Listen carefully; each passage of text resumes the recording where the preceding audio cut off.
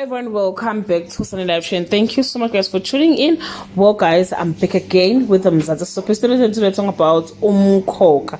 Hayi bakithi ezibhlungu ke azipheli ngampela ukhuleka nakasekho bakithi emhlabeni. Baba omncane wakhe uthola umzimba wakhe ulenga emakhaya ke kwaMthembu ehlathini ke la ngakhona. So khumbula ke ukuthi umkhokha emndenini wakwaMthembu wavulwa umlungisi nomzimba wakhe owagcina ungashawanga.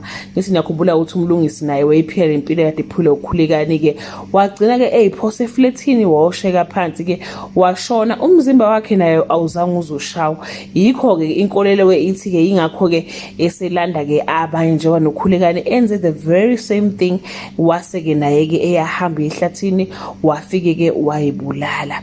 Ukhulekani guys besiphenduke uhlongandlebe ihlongandlebe echeme noNdlovu noma Mzobe. Okubhlungu ukuthi ke umndeni nebandla lambonisa lamtshela ukuthi lento ayenzayo ke ayikho right nanokuthi maye entabeni ngeke aze abuye uyophelela khona, kodwa ke waphika inkani ke wakhuphukela khona ikanje wasesimbona ke eselenga ke eseshonile. Sesibonga khona ukuthi umzimba wakhe utholakele ke, although ungcwatshwa wakhe kuzoba ke private funeral, kuzoba ke i-private funeral nezokwenziwa ke emakhaya kwaMthembu. Lokho kuzokwenza uNdlovu guys aqhubeke namaqhinga akhe aqambele ke ibandla mangathi umkhululi usaphila yena uzoba ibamba. Cha guys, baningi abantu abasazofa kulo mdlalo ngiyabona nje.